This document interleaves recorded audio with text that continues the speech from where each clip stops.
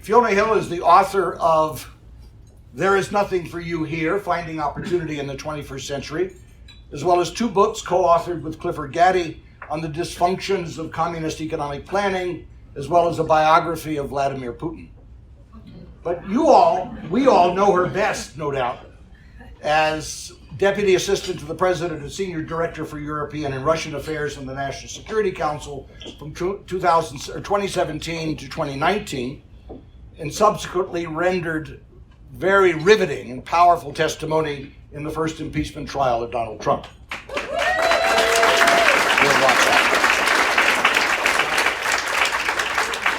From 2006 to 2009, she was also the National Intelligence Officer for Russia and Eurasia at the National Intelligence Council. She's currently a senior fellow at the Center on the United States and Europe at Brookings, after having served as Director of Strategic Planning of the Eurasia Foundation. She received her doctorate in history from Harvard University, holds master's degrees in Soviet studies and modern history, respectively, from Harvard and the University of St. Andrews. I really wanted to ask you if you played golf. And not least important, you have been speaking to several World Affairs Councils around the country. She's a great fan of World Affairs Councils, and we all believe this is incredibly important to influence public opinion outside the Beltway. So we're especially grateful for you being here. As Tracy said, we're going to do this as a conversation. Of course, the invitation was tendered at a time before Mr. Putin had actually gone into Ukraine. So we thought we would have this conversation about the book, and trust me, you should buy it, because there is plenty in there, and we'll talk a little bit about it. And it will be for sale in book signing in the back corner after lunch. But then, of course, Mr. Putin has done his thing, and so we're going to spend some time talking about that. My job is going to try and keep this moving, and thank you again for coming.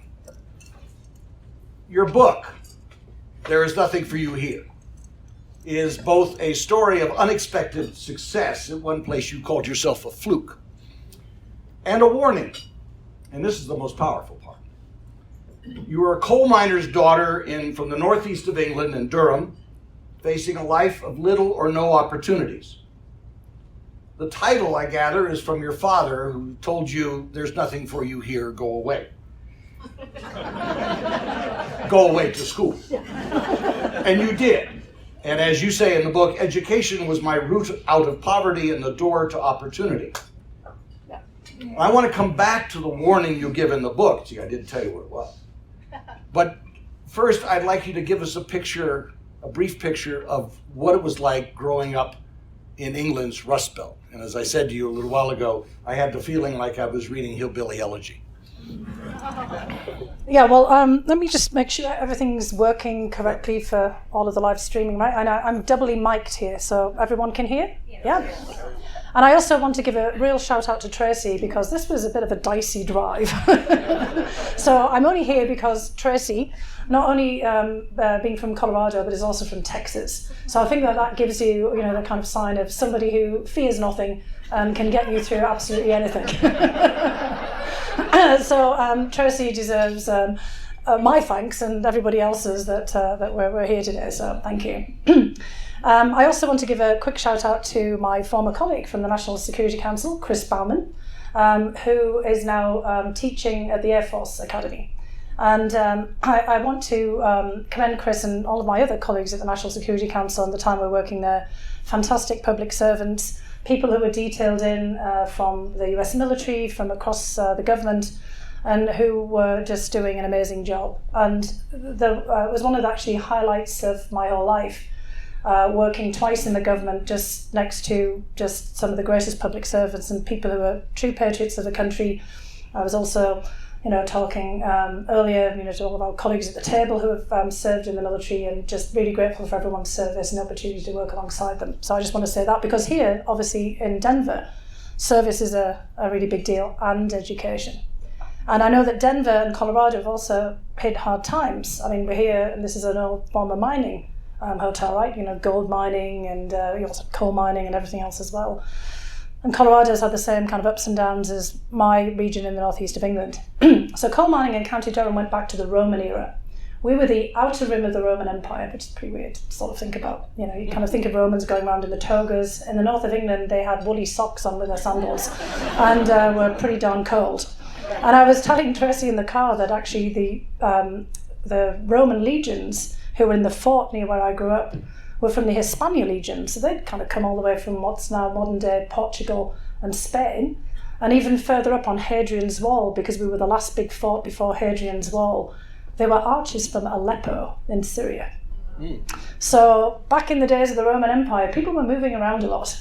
And the Romans started mining coal, maybe because it was so cold in the north of England. And so coal mining goes all the way back to the Roman era, but it really fueled the Industrial Revolution. And my region, you know, like here in Colorado, had its own golden age. And mines drove the development of the railways, the steelworks, shipbuilding, and then it all disappeared. And it disappeared, of course, for lots of good reasons, because of, you know, not just the early forms of globalization, but, you know, industry started to change. We have more of the emergence of services. I mean, we all know the story, the same reasons that things passed by in Colorado as well. But it really hit my region especially hard in the north of England, to the point that the north of England still lags behind the rest of the UK on every single indices, and has done for decades now, in fact my whole lifetime, because I was born in 65, and it's really in the 60s that everything starts to drop off. And it was because after World War II, all of the major industries were nationalised. And this is how it becomes relevant also to Russia, because the whole north of England was nationalised industries. Because after World War II, the private sector couldn't afford to reconstruct the industries. And like here in the United States, which had been obviously affected by the war, but not devastated in the same way that the UK was, because, you know, we all think about Churchill now, and we'll fight them on the beaches. And if anybody's been reading Eric Larson's The Splendid and the Vile, there's all this sort of glamour to the war, but in actual fact, the British economy was devastated. Because for 5+ years, there was no commerce. I mean, if you did, you got basically blown up by a German U-boat, or you had the Blitz. It wasn't just in London.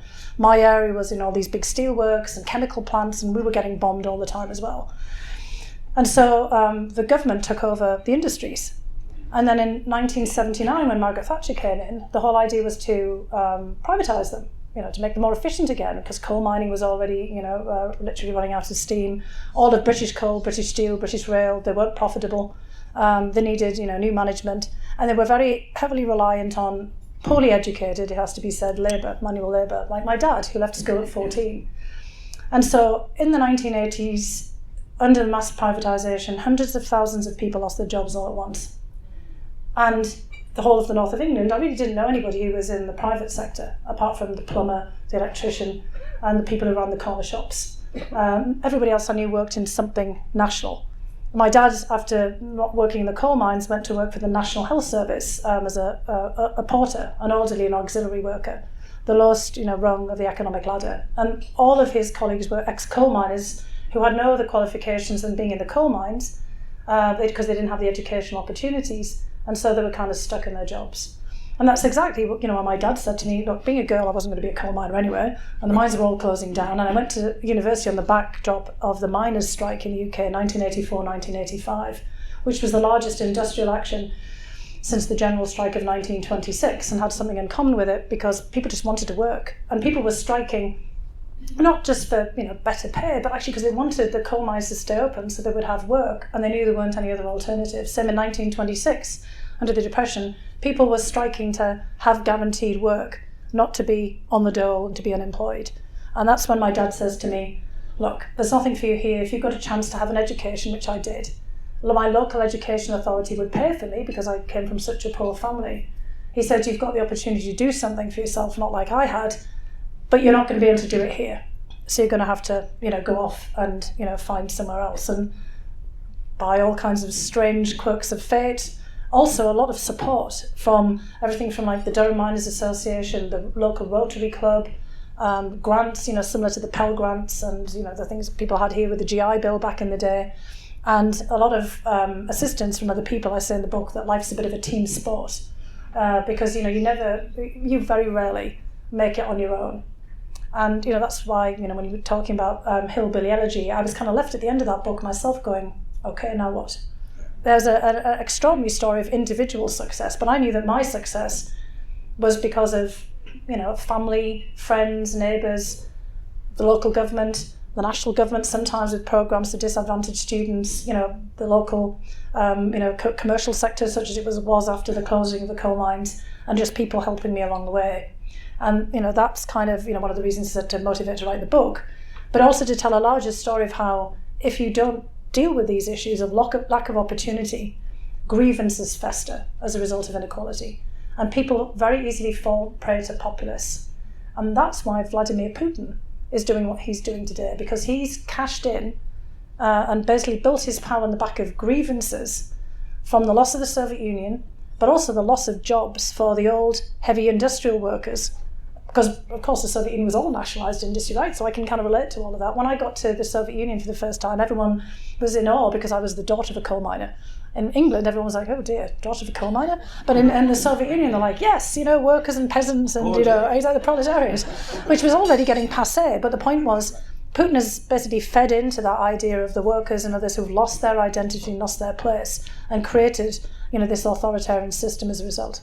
You have a powerful warning in your book, and I'll just read a couple sentences. Russia is America's ghost of Christmas future, a harbinger of things to come if we can't adjust course and heal our political polarization. And that just hit me like a ton of bricks. You write about the need to overcome these constraints of mobility. You have been a success story of that, but of course the broader story is that most people are not. And we see that in America, we see that in Britain, we see that as the fuel for Brexit. But I don't think many people really made the connection that you're making here about Putin. We see it in former communist East European democracies, but the parallel with Putin is less obvious. So say more about how Putin has ridden that same horse, if you will, to get to where he is. I mean, as you just said about European, democracies. I mean, if we look around Europe now, we saw it in Germany. The rise of the populist nationalist party Alternative for Deutschland, Alternative for Germany, was in the eastern part of Germany. What was the old centre of central planning and the Eastern Bloc, and similar problems of how when you had to reintegrate Germany, West and East, did you overcome this heavy dependence on the big old smokestack industries in the East and give people the opportunity to transform themselves? And also in East Germany, they never did what happened in West Germany, which was the soul searching about the war. In East Germany, just like in the former Soviet Union and in Russia, there was no "we were guilty," for World War II, which you think in East Germany, come on, it's Germany. But there was blame on the Western capitalists. The Nazis were Western capitalists. This was West Germany, not East Germany. The communists, were fighting against the Nazis. This feeds into Putin again here. And so there was no soul searching, and just as the economic grievances because of, the acute inequalities and disparities, you see that very clearly in German politics as well. You see it in French politics, and the difference between Paris and, the rest of the country. The yellow vest, the Gilets jaunes movement in Paris, which is the kind of the smaller provincial towns that kind of got left out of the economic transformation of Paris and the big industrial cities, that see their economic power lost completely and basically protesting.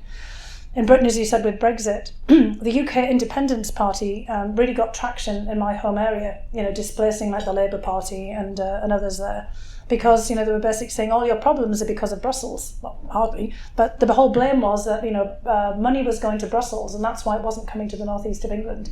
And so people in the northeast of England were being suppressed by Brussels. And so, get Brexit done and, things will change was kind of one of the sort of the mantra from, the UK Independence Party.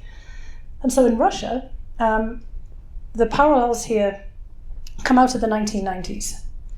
Under Boris Yeltsin, basically Boris Yeltsin and the group of young economists around him had all been sort of trained partially in the West, or, kind of basically picked up the books of Milton Friedman and others and sort of self-taught themselves economics, were actually the best students of Reaganomics and, Thatcher's economic outlook, that you could possibly have had.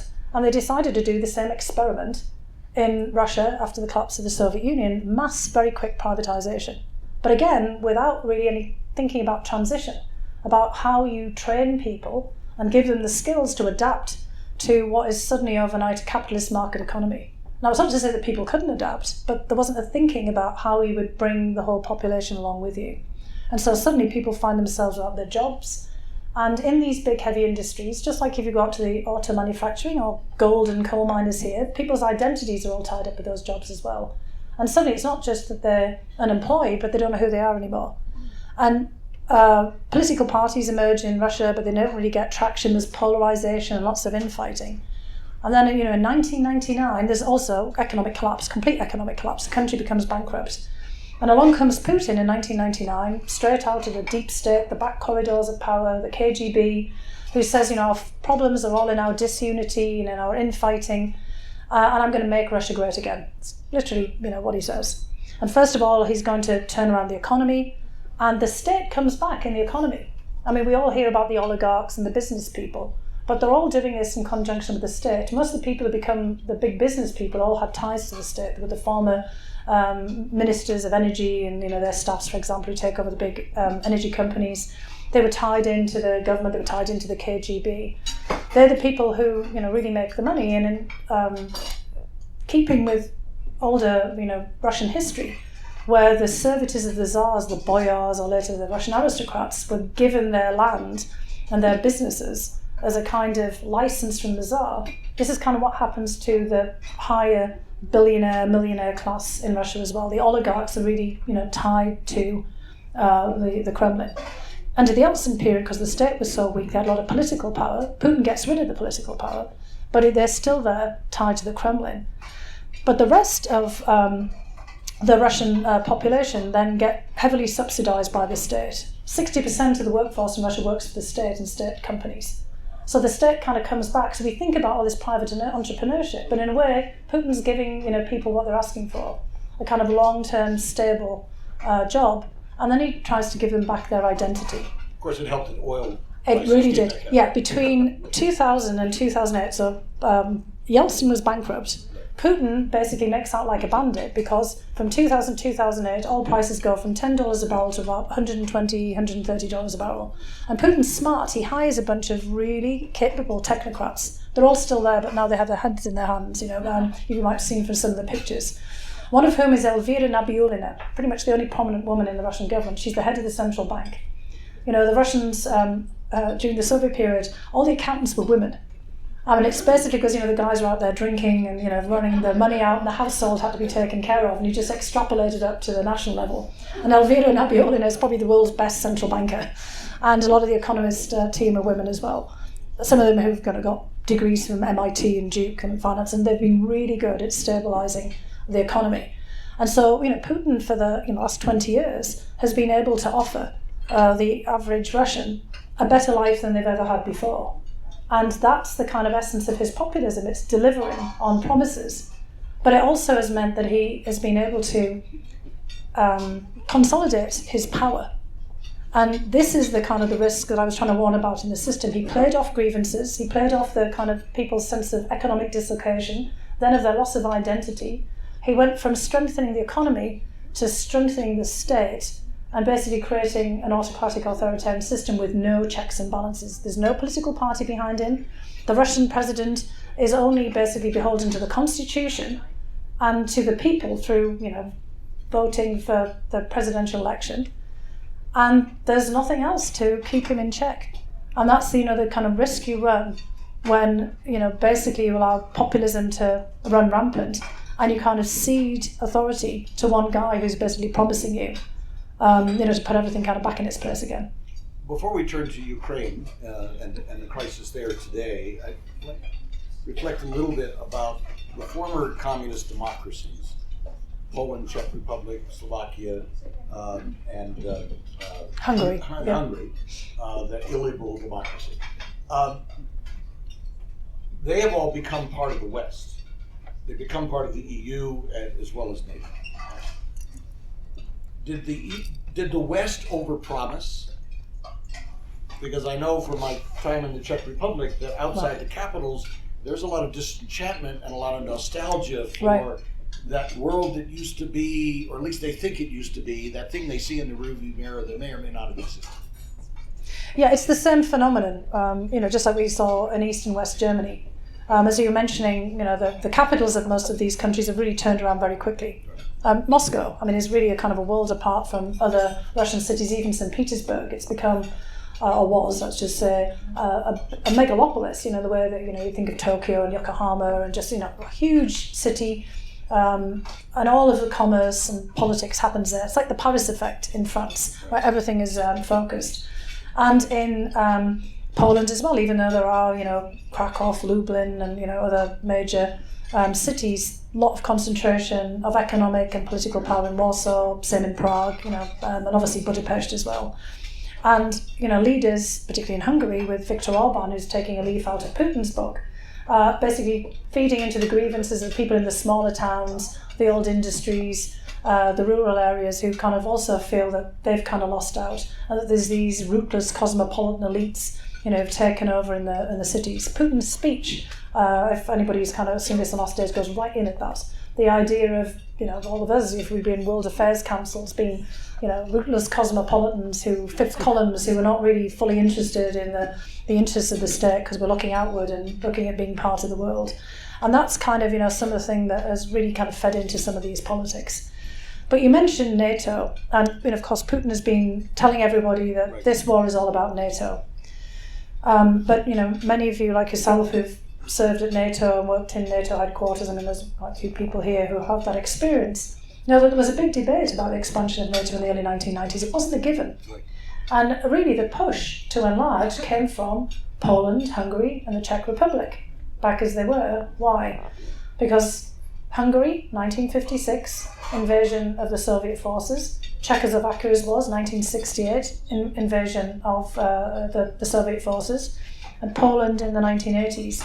All at a time when Hungary, Czechoslovakia and Poland wanted to go their own way as well, very similar to Ukraine. They didn't want to be just stifled within the Soviet bloc and take all of their orders from Moscow. They wanted to sort of develop their own policies and go in their own directions.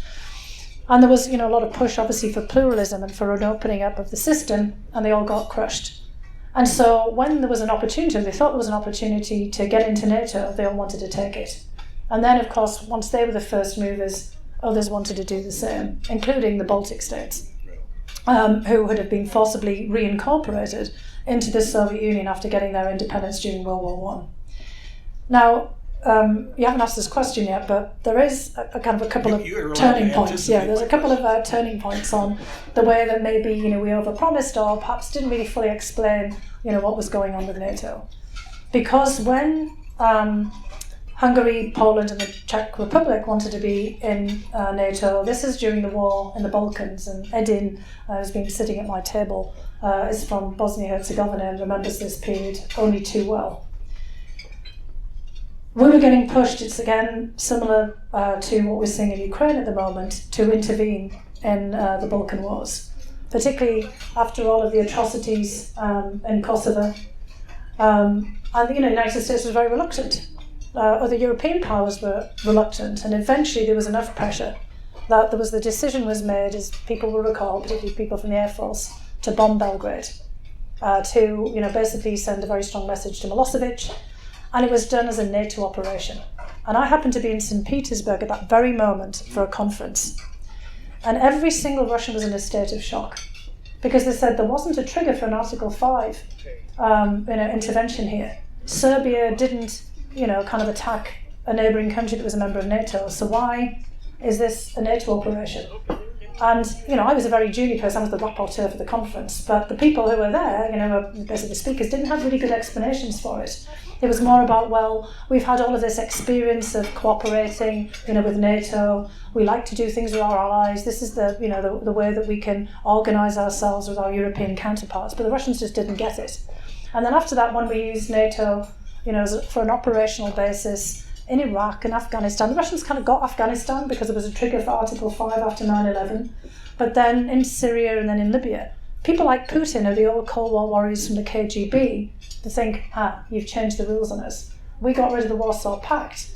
And then you guys are changing the rules of NATO, doing whatever it is that you say you're doing, but you're really basically behaving, like we've always thought, this is deceptive. And you're also expanding NATO at the same time, because people like Putin, I mean, and they know, of course, that the Soviet Union forced people into the Warsaw Pact. You know, the Hungarians and Czechs and Slovaks and others didn't have a choice. So they think that we're doing the same. We're forcing countries into NATO, and now we're suddenly using NATO in a different way. So we weren't, I think, fully cognizant at times about how Russia was reacting to this. So although the expansion or the enlargement made a lot of sense to us and certainly to Eastern Europeans after a period of time, the Russians were always, and Putin in particular, looking at this with very jaundiced, kind of dark view. And in 2008, when we encouraged the Kosovo parliament to declare independence from Serbia, I think I'm right, although you were in the NIC at the time, Putin said, "You will rue the day you set this precedent," and when he annexed Crimea, he cited that same precedent. Yes, and that's at the same time that we give the open door at the Bucharest summit to Georgia and Ukraine. And as I was in the National Intelligence Council at the time, as the National Intelligence Officer, we were tasked with basically assessing, kind of what would actually happen if Georgia and Ukraine were put forward for a membership action plan, and we actually advised against it because there was so much opposition to them getting a membership action plan for NATO at the time from the Germans and the French and others, including the Brits actually as well. It was really only Baltic states and some of the smaller countries, thinking about themselves that were worried and wanted to have Ukraine and Georgia in as well. And there was also opposition in the Ukrainian population. It was only about 23% of Ukrainians, maybe most 25%, who wanted to be members of NATO. It was just more the hierarchy in the Ukrainian government. There was a big swell in Georgia. But we really worried that, and that was our assessment, with moderate to high degrees of confidence, which is the jargon, for we think this is pretty likely, that the Russians would take some preemptive military action. Not excluding, in the case of Ukraine, the annexation of Crimea, which is the home of the Russian Black Sea Fleet. And it didn't happen to Ukraine in 2008, but it certainly happened to Georgia. And so I've been, sitting at the edge of my seat all the time, worrying about something in Ukraine. And of course, in 2014, we saw it when Ukraine wanted to become closer to the European Union Association Agreement. And so this day, unfortunately, has been very long coming. Let's turn our attention to Ukraine. I think everyone was surprised by this aggression. I gave a talk just a couple weeks before and said, well, there's the costs and the risks versus the benefits. I don't see him doing it. I was obviously wrong. But Putin in 2022 doesn't seem to be, his calculus is not the same as it was in 2014. What has happened since then? Well, lots of things have happened. I mean, he's got older, for one thing. So he's been in power for 22 years now. And, in October of this year, he's going to be 70, which isn't old in, the larger scheme of things by any stretch of the imagination. It is. But by Russian terms, he's getting up there because, we can look back to the Soviet era and, the kind of the Russian period and, basically the actuary tables, there's... making it to 70 is actually a bit of an achievement, in the Russian context. He does take care of himself, but, we have a lot of speculation about his health at the moment as well. Mental health as well. Yeah, well, I think what it is with Putin, we have to be careful about that, because this pattern of ruthlessness and cruelty has been there right from the very beginning. Remember, this is a guy who was trained in the KGB during the Cold War, and would have gone to the Red Banner KGB Institute, and traitors to the Soviet cause and to the KGB were dealt with in a pretty terrible fashion. Very much cruel and unusual punishments. And notice, the use of traitors, fifth column is in Putin's speech today. He now sees people in his own population who, don't kind of go along with the Kremlin, and also the Ukrainians as traitors. Because he's been telling everybody that Ukrainians and Russians are one and the same people. Well, now I think that the Ukrainians have just become fifth columnists, and also gone into that realm of traitors. So they're going to be dealt with cruel and unusual punishments. And Putin has this sense of himself as a figure in Russian history. So it's not just the ruthless KGB approach, that he's presided over all kinds of assassinations. He came to power in 1999 against the backdrop of the war in Chechnya, the second war in Chechnya. Chechnya is part of the Russian Federation, but you wouldn't know it. because it was completely leveled by the Russian military beginning in December of 1994. And the Grozny, the regional capital of Chechnya, was mostly a Russian city. It wasn't Chechen, ethnically Chechen, nor it was Russified Chechens, but it was a lot of Slavs, Ukrainians, Russians, Belarusians, and others who had moved there because it was the Russian imperial capital for the region, built up after the incorporation of the Chechen lands into the Russian Empire, and then in the Soviet period as an industrial area because it produced oil and gas, and there was an institute for oil and gas there. A bit like the College of Mines just up the road here. So lots of people flocked in there to study there and sometimes stayed because it's a beautiful environment. Anyway, they flattened it. And when Putin came into power, having just been briefly the head of the KGB, now the FSB, they were put in charge of finishing off what the army had begun because the army wasn't capable of even subduing the Chechens. And it was ruthless. Kidnapping people's families, taking people out, they poisoned people as well as, took them out. He said he was going to wipe them out in the outhouse. It was much cruder than that he said. And that's what he's saying now in his recent speech. That was 99, 2000, this is 2022. So I think he's become over time more and more hardened. Invasions of Georgia, cutting off the gas to Ukraine, intervention in Syria to prevent Bashar al-Assad from being toppled at the very moment that he was about to be, and then levelling Aleppo along with Assad and his forces to make sure that Assad is still in power. Assad is still in power, even though we used to say no more Assad, let's get rid of Assad, still there. And now, you kind of basically see that Putin has got himself worked up enough, head of steam, kind of been stewing for the last 2 years, thinking about Ukraine, thinking about how Ukraine's got away, how the Ukrainians are basically giving him the finger, in his view, wanting to, kind of go off in their own direction, join NATO, join the European Union. And, not at all paying attention to the writ of Moscow. And he obviously decided to go all in there and teach them a lesson. Now look, I was shocked that he opted for full invasion. I wasn't surprised, but I was shocked because he had other options. None of the other options were very nice either, just to be clear. Assassination and taking out of Zelensky, trying to put his own guy in there. This is a total misread of Ukraine as well. But thinking that he might be able to do that, more of the same in Donbass, expanding out, in fact, from Crimea, which he is doing. I mean, they're having more traction in the south, going as far as trying to take Odessa and all the cities around the Sea of Azov. They already tried that in 2014. So it's not a surprise that they're doing that now. But I didn't, think completely that he would do full invasion. I thought it was 50-50. But then my colleagues, our old colleagues, Chris in the NSC and, anyone else said he's going to go in. I remember President Biden was saying invasion is imminent. He wouldn't have said that unless he was, 100% clear that was what was going to happen, and they were right. And I kept thinking, well, somebody might dissuade him at the last minute. Maybe he'll, kind of change his mind. But I knew Putin. I knew he was going to do something. But no, he went full on because he wanted to teach Ukraine and the rest of us a lesson. And he thought this was blitzkrieg. He thought he could do this in 48, 56, 72 hours. And it would all be done by now. Huge miscalculation. I'd like to take you back to the time you were in the White House. Or across the street, the executive office building.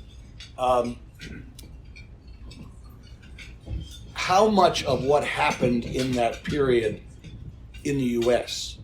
with the Trump administration, the clear attempts to basically minimize Zelensky, to use Ukraine, connections in Ukraine to undermine Ukraine itself, from this side of the Atlantic? To what extent do you think that plays into, and the fact that ended in January 2021, to what extent do you think that played into Putin's calculus of, well, I guess I'm not going to get America to give it to me, so I'm going to have to go take it? Am I going too far? No, I think that actually was his calculus. He was kind of waiting to see whether, Ukraine would kind of fall into his lap. And it doesn't just go back to the previous administration, it goes back further. We didn't really respond too much to the invasion of Georgia. In fact, there was the Bush administration, and I was the National Intelligence Officer warning about that all the time. And we were kind of like, right, well, we're just not going to speak to them. After they moved in. I remember that moment, we're just not going to speak to them. So President Sarkozy was the one who, kind of came in, to do peace negotiation. He literally did it on the back of a napkin. The peace negotiation with the Russians or the Georgians to stop the war after 10 days. And we just were like, no, we're just not going to do anything here. And we all told ourselves a story I mean, we didn't where I was sitting and the rest of the government, but the broader public, including in Europe, that this is about Mikhail Saakashvili. Putin didn't like him. Saakashvili was a pain. Putin said he was going to string him up by his balls. I mean, Putin's got a real choice of phrase at different times. He told the Georgians, all of your Western allies, they promised you so much. This whole NATO open door, they never delivered. I threatened, I delivered. We thought this was people kept thinking this is a spat with the Georgians. Saakashvili was just got under his skin, but it was really a precursor of the way that Putin was going to start to handle, the affairs in the region from then on. Because in 2007 at the Munich Security Council, he'd already said, no more minister nice guys, if he'd ever been nice. I'm not going to have this unipolar world. Russia wants its place back in again. And so there've been all these warnings, and people like me are sitting there parsing every word that Vladimir Putin's ever said and written, and trying to kind of figure out where he was going with all this. It seemed to us a pretty clear pattern. And so, we didn't really respond that much to Georgia. We didn't intervene. They thought we were going to intervene and we didn't, on the behalf of the Georgians. 2014, annexation of Crimea. I mean, I was sitting on a stage like this when it happened with the NATO Secretary General Rasmussen at the time, and the information at Brookings doing an event. Information comes in that, there's little green men, not St. Patrick's Day Irishmen, but, basically, these Russian soldiers in uniforms, but without, any insignia, so people weren't really sure how they were, who had just, kind of come into Crimea and had just taken it over without a shot. And again, nobody knew what to do. I remember Rasmussen sitting there going, nobody just, we didn't know how to react to this. And then they start off this, conflict and war in the Donbass, and we do start to respond, but we don't respond in a particularly forceful way. And then, so it goes on, right? They interfere in our elections in 2016. We don't really respond in a visible way to them. I mean, we do behind the scenes. People like me and Chris and others in NSC are trying to do stuff, kind of when we get there. But, every time Putin looks at our response and he thinks it's pretty inadequate, and then, we're just playing around with Ukraine. We're asking Ukraine to do us a personal favour. Withholding, vital military aid, messing about, we're just not serious. President Trump's talking about blowing up NATO. Putin's waiting there, just saying, oh, okay, maybe, kind of Ukraine's going to come my way. And then, Trump isn't there for the second term. And, he's watching what's happening. He starts to worry that Ukraine's really going to get away. And not just because of what we're doing. It's not always all about us. But it's because Ukraine itself is actually getting its act together. And Zelensky isn't somebody he finds he can push about. He really thought he could. Look, he's a comedian, a Russian-speaking Jew, who was popular on Russian television, proving the point that anyone can become president. So Putin's thinking he's not from the KGB. I can mess with this guy. Ukraine's incredibly corrupt. Putin thinks he can buy anyone. He bragged about this all the time. He's bought up a lot of Ukrainian oligarchs. He's messing in our politics. He's buying people up in the US and in Europe. And he thinks, I've got this. And then suddenly he hasn't. And Zelensky's pushing back. And there's all these things kind of going on. And the Ukrainian economy's looking better. And he suddenly thinks, I've got to move. And Chancellor Merkel's leaving in Germany. There's an untested German coalition government emerging. Brexit has happened. And, the Brits, instead of working together with the French, are fighting over sausages and fish. And, Britain's back to global Britain, but it's a complete mess. And Turkey's all bogged down in Syria and fighting with NATO politically as well. And Putin thinks this is my moment. And, he makes a move. You've painted a picture. I want to turn shortly to questions from the audience, but you've painted a powerful picture of Putin doing things because he thinks he can get away with them, and because he has to, and he does get away with them. Getting away with them encourages him to do other things. So I think we've seen this picture before. The problem I have with this is not that narrative, but that because he miscalculated, because he is to some extent more vulnerable at home, and clearly not doing well in Ukraine, I can see an argument that he will expand this war, not only because he thinks, because he thinks he's winning, and therefore I'll just keep going, Moldova, you're next. Right. Or because I'm not winning this war, I've got to expand to distract everything from behind it. So it's like all roads seem to me now to be leading to escalation. Yes. How do we react to that? How do we get in front of this thing instead of being reactive? Well, first of all, by acknowledging that, right, which I think the administration, has done, and I think all of us are acknowledging it as well. And we've got a lot of people in this room who've been there, done that, seen this before, not just in history books, but in recent history, of our own experiences. He absolutely is paranoid about being deposed. These long tables, and not just about not getting COVID, but, it's like right down the other end of the room by the exit sign, is because he's worried about the Hitler bomb plot kind of scenario. I actually had the weirdness of sitting next to him at dinner, way back when. They wouldn't let anybody like me sit next to him again. I guess they profiled me as the least possible person to stab him in the thigh with a fork. But, he's obviously worried about that, right? About letting anybody get any close to him. So if there was an idea that we're in the business of regime change, he's going to double, triple, quadruple down and just keep on going this to escalate. Because, again, why did he go into Syria? To stop Assad from ending up like Muammar Gaddafi. Putin looked at the Arab Spring and he looks at the colour revolutions and everything that's happened. He thinks that the CIA is behind it. We weren't. We didn't do these. This is spontaneous grassroots protests and people. He doesn't believe in that. He doesn't believe in people power, which is again why he totally miscalculated in Ukraine. He doesn't believe that people have free agency. He always thinks that they're manipulated from the outside. Russians have always thought that. If it wasn't the CIA, it was the equivalents, back in the day of the British Empire or, whoever it was, running around, secret agents, Rudyard Kipling, Kim, the Great Game. He always believes that somebody was doing something somewhere, and that this is not spontaneous.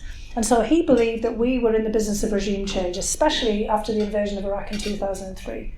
And he knows what happens when people are on the losing side. Mussolini, Hitler, Gaddafi. He apparently played the Gaddafi tape of him being shot over and over and over again to himself. So, the more we talk about that, rather than we want to end this war, the more Putin will escalate, because he knows he's already lost. Because he didn't carry out this scenario. He's not going to say he lost, because he also has to look very strong at home. He's got his own election in 2024. Now, I'm wondering whether he just call martial law, because an escalation would enable him to do that, so he doesn't have to have the election. Because we can be sure he's not as popular as he was before, before 2024, February 24th. I'm getting myself confused here. So before February 24th, he was still pretty popular. Right. He won't be as popular again now. How vulnerable is he? So that's the vulnerability. Because it's all the people who know that this hasn't gone well, that somebody made a blunder, somebody miscalculated. Was it, the intelligence services? Was it that he did have the intelligence, but he had a totally different view? I've been there, experienced that. You tell the principal and they say, no, not interested, or, I don't believe that. So Putin could easily have got the right intelligence from people, but just discounted it.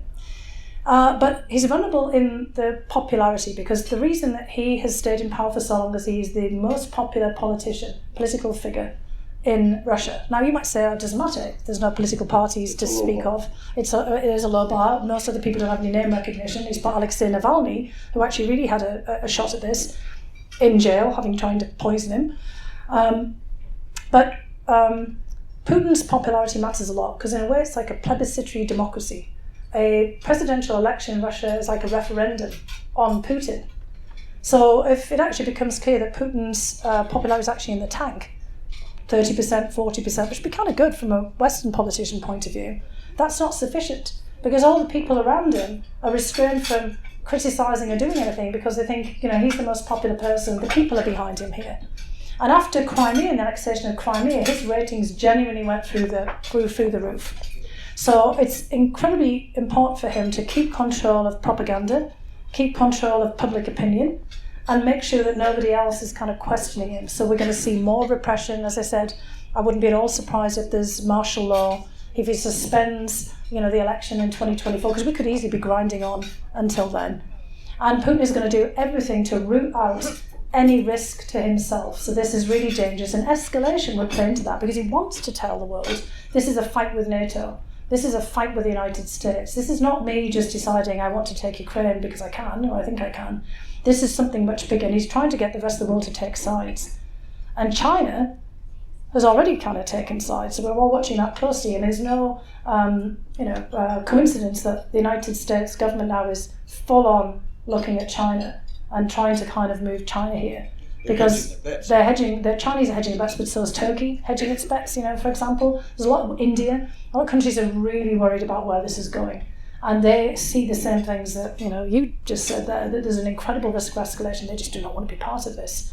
But the more this goes on, the more dangerous this becomes to the rest of the world. The precedent, he says, crossing nuclear thresholds in a world where it's not just the Soviet Union and the United States with nuclear arsenals, superpower arsenals, where lots of people have nuclear weapons. We've got Kim Jong-un firing off missiles every 5 minutes to get attention again. Incredibly dangerous moment we're in. And Vladimir Putin's just about to make it a whole lot worse unless we get ahead of it. We've got the warnings. We do what we're doing. We just keep this up. We need solidarity at home, and we don't want to start picking this apart. We need to let foreign policy alone, not make that part of our domestic politics, because Putin's looking for every bit of weakness, everywhere in which this can go badly for everyone else, so that he can kind of press this through to the end of a dismemberment of Ukraine and acknowledgement of him and then Russia's special role.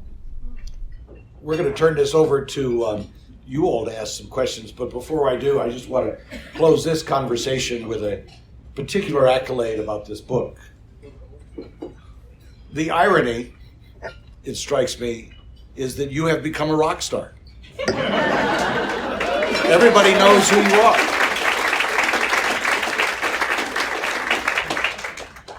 And I think you can thank Donald Trump and Vladimir Putin for that. What a thought. Just thought I'd mention that. But this book is a piercing look at social economics. It's wide-ranging. And we haven't even talked about her time in the White House and the dysfunctionality of that office during that period.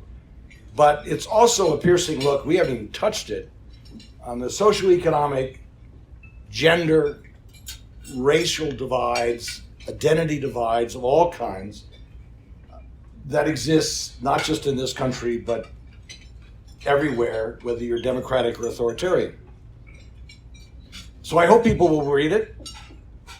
And at the end, there's some really wonderful suggestions about how all of us can help others find those opportunities so that we can restore some kind of dignity and social mobility in our own communities little by little. That's a contribution you've made that we haven't even touched on, but I really did want to call that out for you. So Fiona, thanks very much for being with us. Thanks. And I'll now turn you over to this wonderful group. Excellent. Thank you. I'll let you manage who's going to ask the question.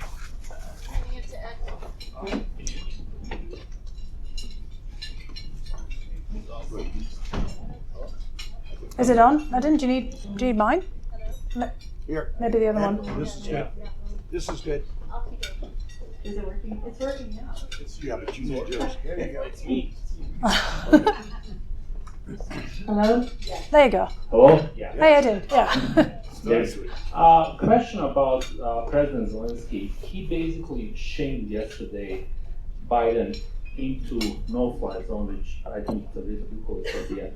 How dangerous is actually that? Because you just talk about unity, Western unity, but I think he's pushing too hard into this. So if you can comment on that. Well, actually, I'd like to ask Sky to talk about, how something like a no-fly zone actually operates as well. Because we already mentioned, and you are from just some north of Sarajevo, only too well, the kind of dangers and difficulties. Because a no-fly zone, basically, you have to shoot down planes. And part of the thing is, can we tell the difference between Ukrainian and Russian planes, for one thing? And remember, the Turks actually shot down on the border in Syria a Russian plane.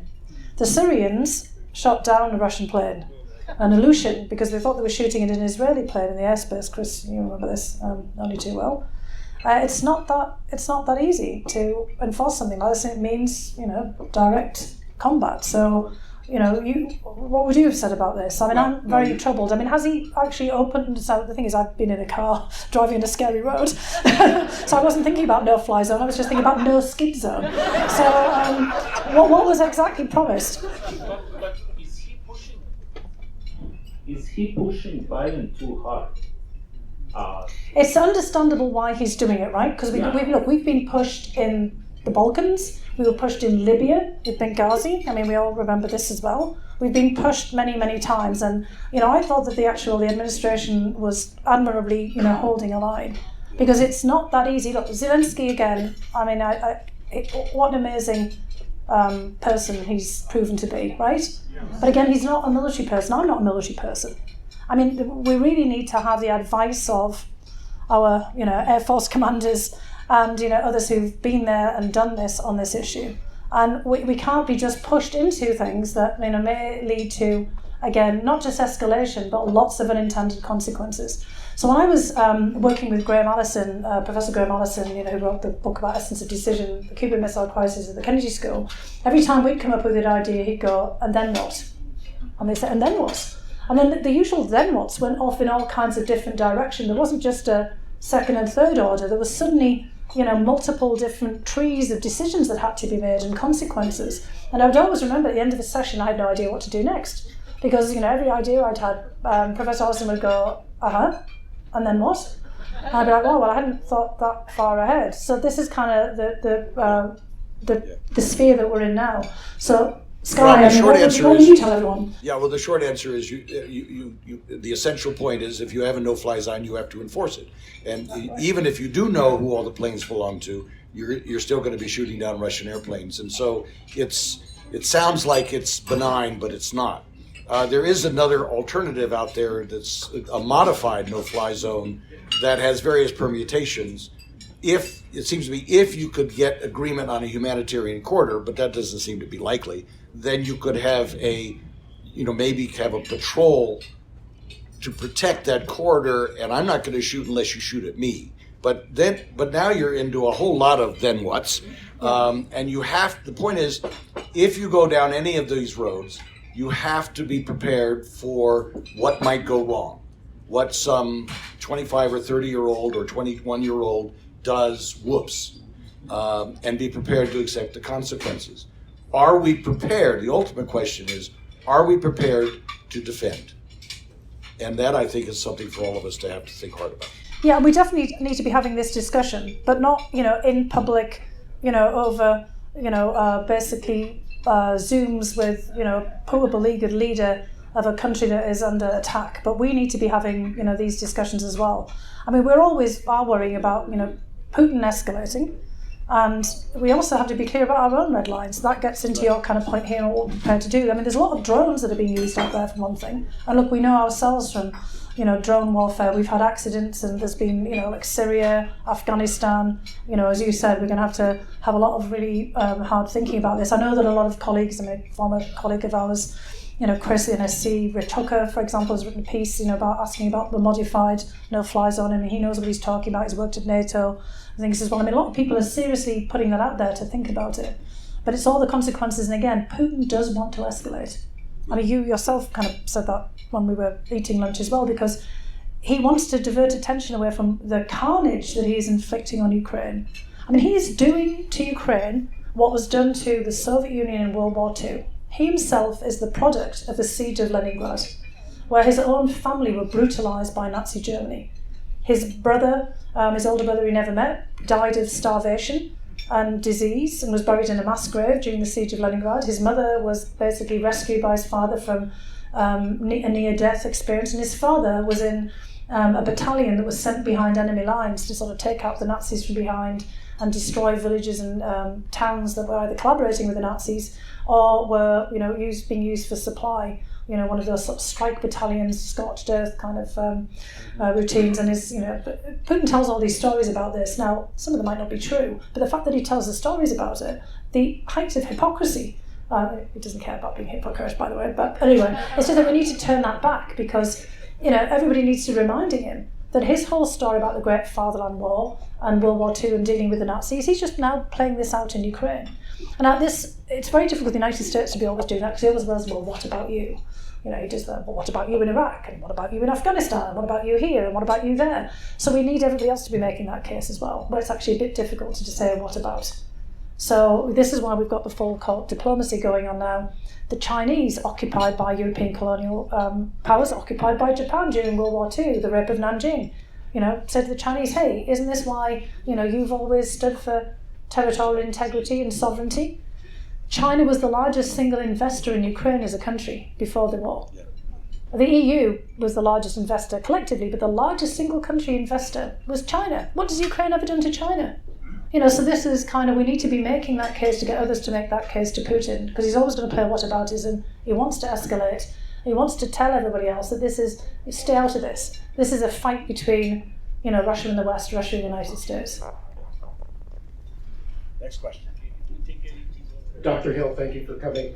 My question is a little bit more from the panorama of the Russians looking at the Chinese, escalating it, but not using Russian resources to further their invasion. And when I say that, going to China and have China going into Taiwan, what do the Russians see from your perspective and insights to say, hey, you know what, let's not use any more of our resources, let's have the Chinese go fight theirs, and they can get eyes off, or Western eyes off, Taiwan? It's interesting, because I'm sure this was part of the calculation of President Xi with Putin in early February, around the Beijing Olympics. Because, they have that amazing statement. I mean, I was shocked, honestly, about that. I kind of hadn't seen that coming either. You don't always, get full insight into things, and I'd sort of taken my eye off that ball completely. I mean, a lot of people who've been really focusing on the Russian-Chinese relationship weren't so surprised. Because, you've seen a lot of bandwagoning between Russia and China.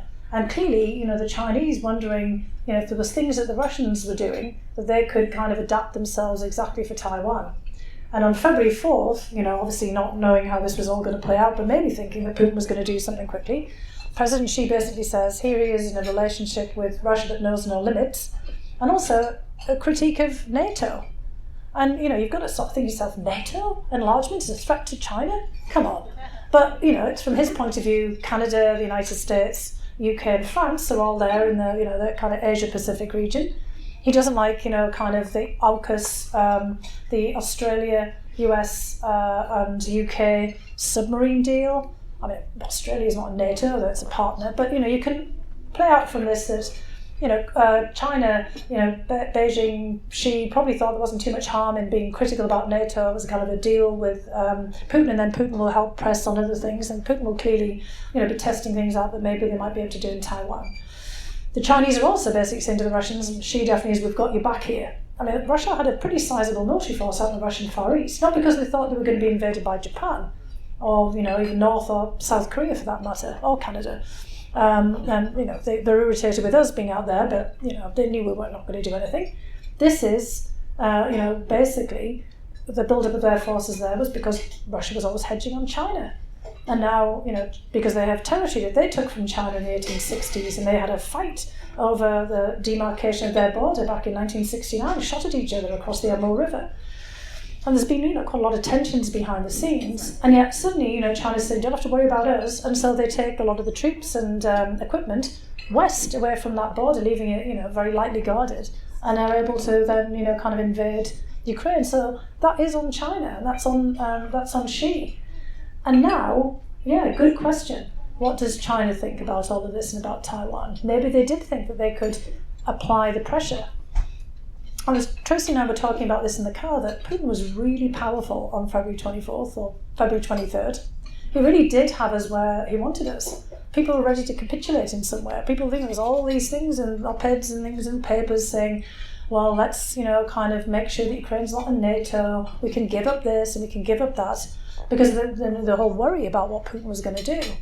But now he's done it, and he didn't do it in the way that everyone thought. We thought it would be over in 24, 48, 72 hours, like I said before, and it's not. And now he's got us outraged. And, he didn't expect that, and now he's got this reaction that he didn't expect, and now China can see that this didn't kind of work out, right?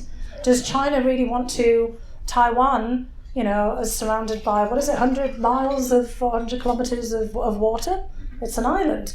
And Putin couldn't even, kind of get in really quickly from Belarus. I mean, he's taken over Belarus as well. So it's not just forget about that. That Belarus has sort of been absorbed for now, by Russia, and it hasn't gone according to plan. So this, might have given again pause for thought on Taiwan as well. But maybe, there might have been more of a plan to escalate or put pressure on Taiwan against the backdrop of some successful in a Russian operation in Ukraine. So, there are all different dimensions to this, but China has suddenly become part of European security calculations. When we were going to see it was total separation. I mean, we would sometimes meet and talk about that. And, obviously Europe and the Middle East and China's role in the Middle East we kind of thought about. But we never really thought about China in Europe, beyond the economic, predatory investment practices. We didn't think of it as being any kind of influence on defence and security policy. We were thinking about what NATO would do, cyber attacks and all the data exfiltration and the rise of China as a nuclear power at some point. But suddenly, President Xi made him himself part of Ukraine and the invasion of Ukraine, and therefore Europe's business. And maybe an asset for us. Next question. This is a little bit off the immediate subject, but given your background, I guess, in Voice of America, what is the possibility of Voice of America and BBC in the traditional way affecting the population of the Soviet Union? It seems like it again. I just had that problem. But it seems to me, I mean, the BBC was there, they're out now, but they started shortwave radio again. Yep. And I just wonder, given Putin and the Russian government's ability to create and withstand a narrative that is totally out of whack with reality, what are the chances of going back to the past in a sense of influence the Voice of America had with the Soviet Union? And the BBC had, for sure. Yeah, these ideas are all being bandied around. They're obviously new formats with the digital age. I mean, a lot of the Russian independent media has decamped to somewhere else. Now, the risk of that, of course, is that Russia might put pressure on some of the countries they've gone to. A lot of people have gone to Turkey, actually. So we'll kind of see what happens there. But others have gone to Armenia, Georgia, the Baltic states, Romania, Poland. There's a lot of now independent media from Russia starting to get itself set up to operate elsewhere.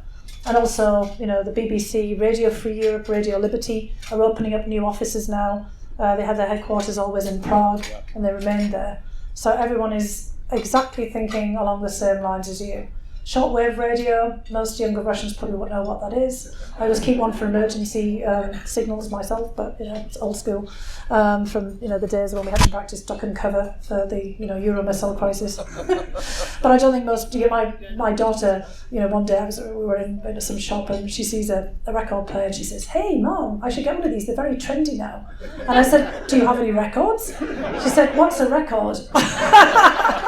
Like, so what's a radio, Mom? Because most people are getting on a handheld device. But basically, I think we're going to be seeing more of that. So you're absolutely right. People are being creative about it and innovative and thinking about VPN, special systems for Russia and how we can kind of create an alternative to this iron dome of propaganda that Putin's got sitting there over the Russian population. Thanks for coming. Yeah. I happen to be a retired Navy nuclear submarine officer with a lot of experience in Westpac, mainly Norland in the Arctic, Yep. Russia, and also a lot of U.S. Joint Forces command experience. So my question is, as Putin continues to risk forward in his Russian imperium, what do you see in terms of, probably from the West or anywhere, what do you see as countervailing worldviews or vision for the East, the West, and the world that could, if applied, knock Putin off his game or not take him out, but defeat his aims within and beyond his Ukraine war and this World War III, which, as you say, we may already be in? Yeah, I think this is a really great question, and as this grinds on, this horrible tragedy, catastrophe in Ukraine, we're already seeing, as I'm sure you're very well aware, a lot of the other European countries scrambling around now trying to figure out about how they reinvigorate their defence. And it's not just NATO. My colleague Mike O'Hanlon from Brookings, something you might be familiar with, wrote a quick short book a few years ago called Beyond NATO. We all thought he was a bit before his time or beyond his time. Actually, I remember we were having sort of debates about it because we were trying to keep NATO together at the particular point when he wrote this. But he actually has a point about kind of thinking about different ways of defence. Because you already see this, right? I mean, Norway, which has been an early mover on NATO, was always very cautious about not having permanent deployment. You're probably well aware from visits in the Navy and elsewhere to Norway, but they were very focused on their defence, and they were always worried about the Greenland, Iceland, UK gap, and very focused because they were the only country, Norway, with a direct border with the Russian Federation for the whole of the Cold War, the only NATO country. So they were always extraordinarily careful there, but they also had that Baltic Scandinavian air defence, pooling of resources, and Sweden and Finland were part of that too, even though they weren't in NATO. And Zelensky's asking now for different ways of thinking about, okay, if I'm not going to be in NATO and you don't want me, what else? What else have we got on offer here? So I do think that kind of thinking beyond NATO, other forms of defence, the Baltic, Scandinavian. When Scotland was actually contemplating independence, they wanted to be part of the Scandinavian Baltic air defence and naval defence. Look, it's St Patrick's Day, so you've got a few of you on with green on here. I'm partly Irish, I've got a little bit of green on my watch. Look what happened to Ireland during all of this. Ireland is the ultimate neutral country. Ireland has no navy, it has 4 Coast Guard cutters, I think. I'm not quite sure exactly what category of Coast Guard vessels they are. It has some training planes, it doesn't have an air force. And it has some special forces that usually take part in humanitarian missions in the UN and other things. But they're not part of, really any European-wide, because there's also now the discussion about European forces, right? That the French have always been pushing, but there's more push for that. Ireland is completely neutral, and yet the Russians, I almost said the Soviets myself there, in the run-up to this invasion, decided they were going to have exercises, clearly for preparation, for perhaps, some kind of amphibious assault, in the Atlantic Ocean, in Ireland's economic zone. It's easy. And the Irish don't have they don't have a navy, they just have some Coast Guard vessels, but who reacted is the Irish fishermen, the trawlermen. And, everybody knows not to mess with the trawlermen. I remember as a kid the fish finger wars, as we used to call them at school, where we were fighting with the Icelanders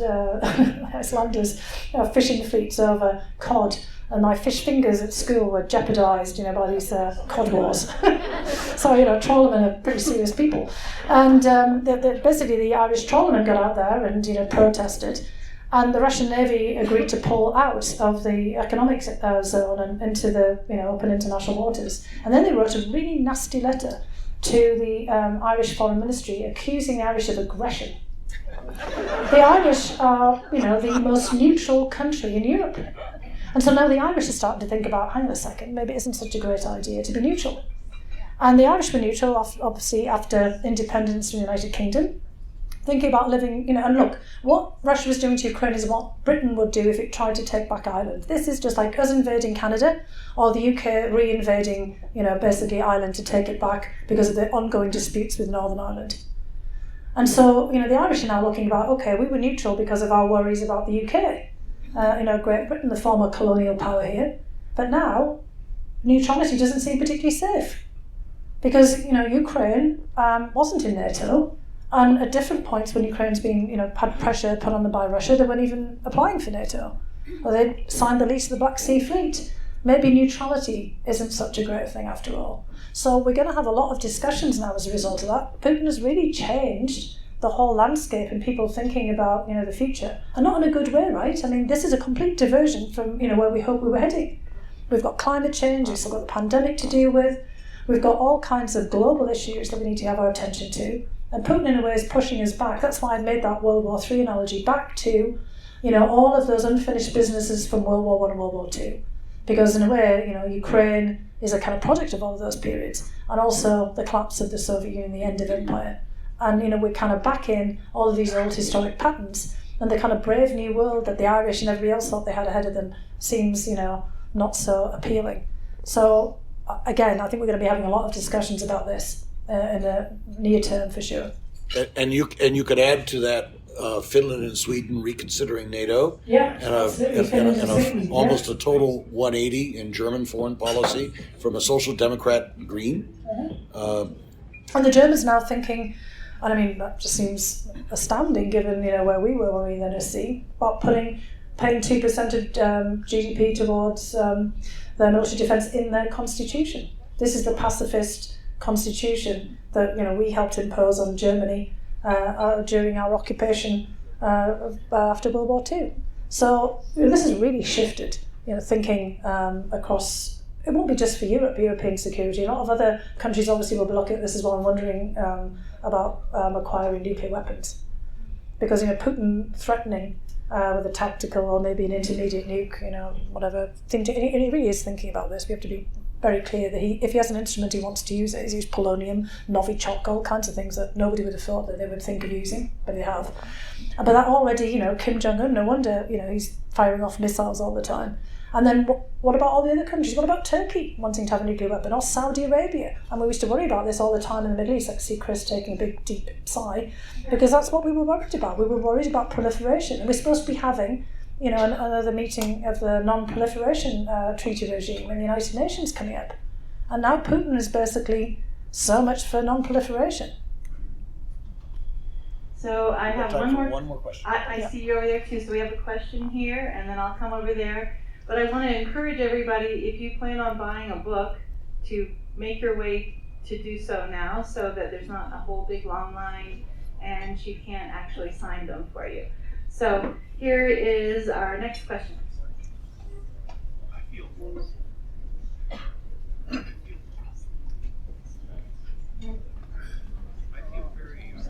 Well, let me just. Oh yeah, there it is. I have to stand up. Yeah. Forgive me. I feel very ignorant about the military and political elites immediately surround President Putin. And I was wondering if you can shed any light on that organization or personalities that might be relevant about sustaining or succeeding his power. Yeah, in terms of sustaining his power, the people who were closest to him are all like-minded. In the National Security Council, we had a lot of interactions with Nikolai Patrushev, the Russian National Security Advisor, and he's got an even darker view of the world than Vladimir Putin. Yeah, I know that squeal from this guy there. Yeah, he really does. For example, whenever we would meet with him, he would never touch the water or anything. He would just assume that we would poison him because that's kind of what he would do. So. I mean, I've been drinking this water rather, I think, kind of giving up on my usual caution, but I kind of figure that won't happen here in Colorado Springs. I think I'm kind of okay. But for Vladimir, for Nikolai Patrushev, yes, all snowmelt, that's great. Yeah, for people like Nikolai Patrushev, they really believe that the West and the United States are out to get them.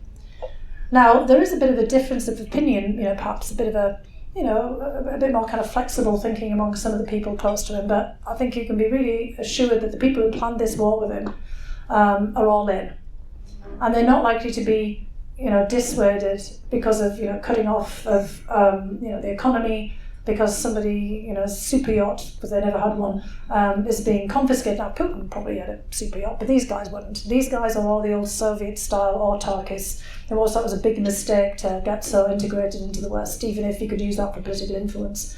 And they do believe that Russia will be strengthened by cutting its ties off, and they're all of a vintage. They're my age and above, so late 50s and up, and they remember the Soviet Union. That's their golden day. They didn't kind of really enjoy the 90s at all, obviously the period of humiliation, and the more kind of austerity type guys for the last 20 years, and they know that if they all rise and fall together, so they're going to be really focused. Their power is derived from Putin's, or it basically sustained Putin's power. The big question is really popular sentiment. And again, I don't think we really know at this particular point about where that's headed, because they can keep a tight grip on the propaganda, they can have martial law, they can kind of take the people out of this. And it's really a big question about what will sway Putin and the people around him to do something different. And very sadly, I've kind of said this already in the time that I've been here, they're going to need to have a way out that looks like a win, and that's going to be really hard. They have to be able to spin it to themselves as a win, tell themselves that they've won something. They've denazified Ukraine. And Ukraine's not in NATO. Well, Zelensky's open to talking about that one, but they've got the recognition of Crimea as part of Russia. There's different ways of getting at that one, I suppose, but the recognition of Donetsk and Luhansk, and it's highly likely that they won't want to give up of the Sea of Azov ports, Mariupol, that they've completely and utterly flattened.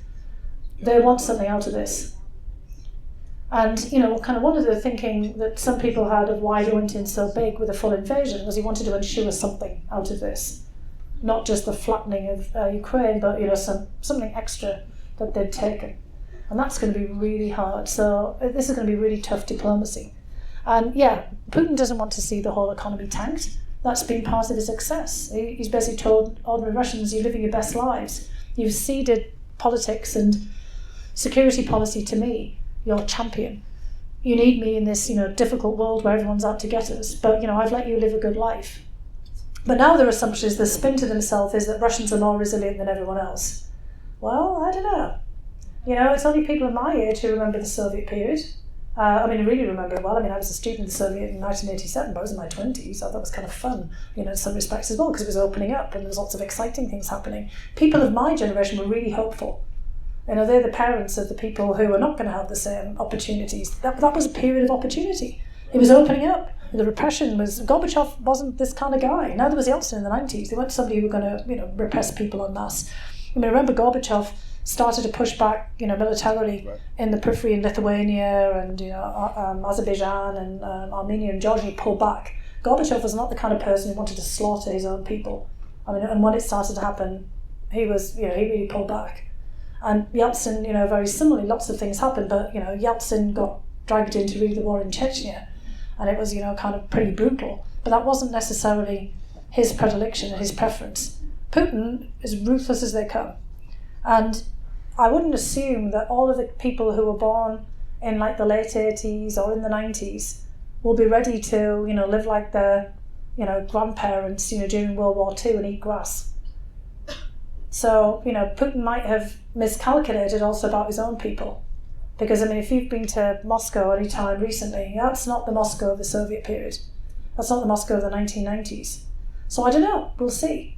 But, it's going to be very hard to really push our way out of this. I fear a long, horrible grind, on which, getting back to Edin's point again as well, it's going to be very difficult to not want to do something that really takes us, across all kinds of thresholds.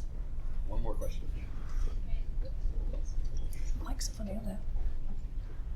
I think you've got to hold the mics really closely. Yeah? No? No? In his desperation, what is the likelihood Yes. that Putin will resort to nuclear weapons? Well, I am afraid that I think there's a quite,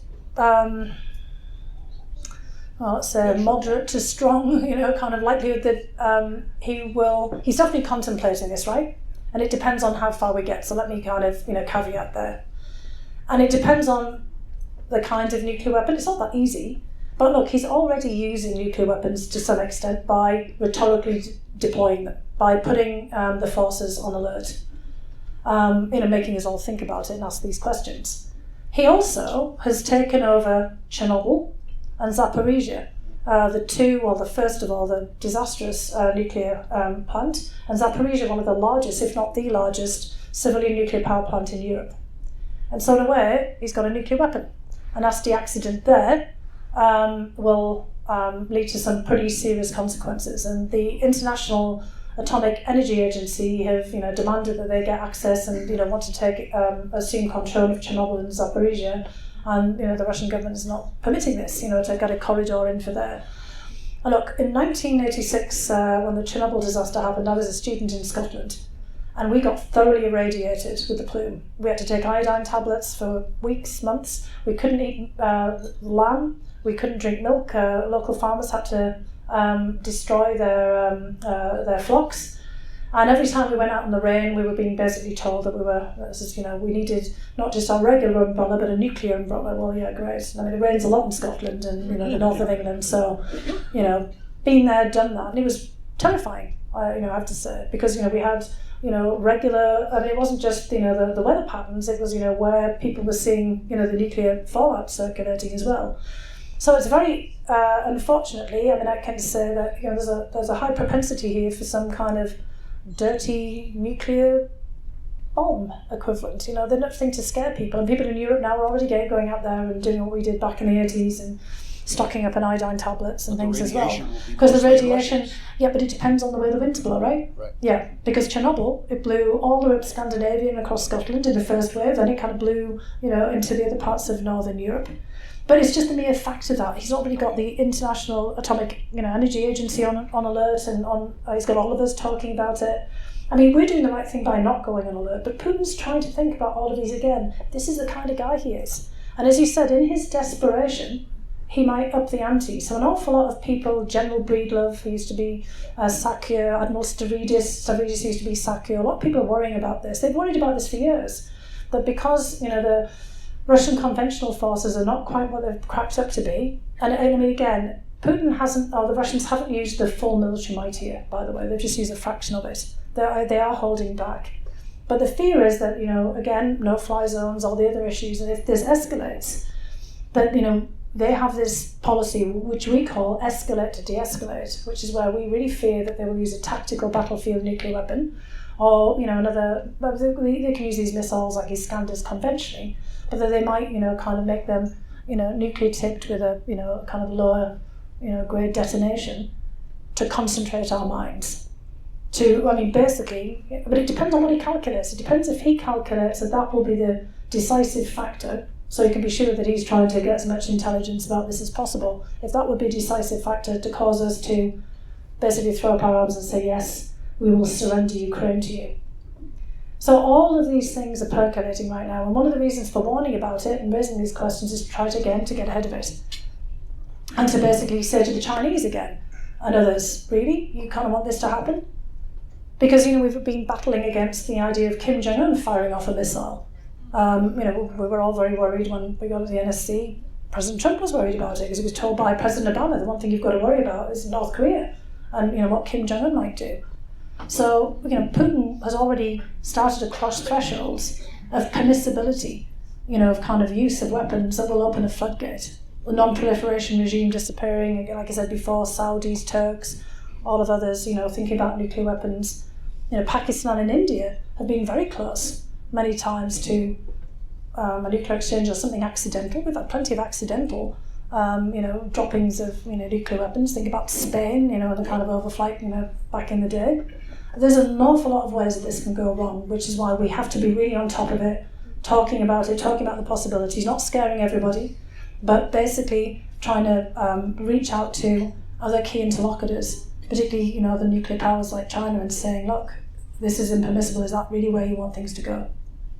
Yeah, I want to say thank you very much to everyone, and also really endorse World Affairs Councils, because I really do believe that they're kind of like the backbone, of our country, all of the chapters, and the more support you can get, particularly for a lot of the outreach you do to youth. Yesterday when we were up in Genesee, there was some of the high schools were involved as well, and for somebody like me who started off at a place that I did, people like you are the people who make all the difference. So I just want to say thank you to all of you for doing what you're doing as well, and thank you for having me.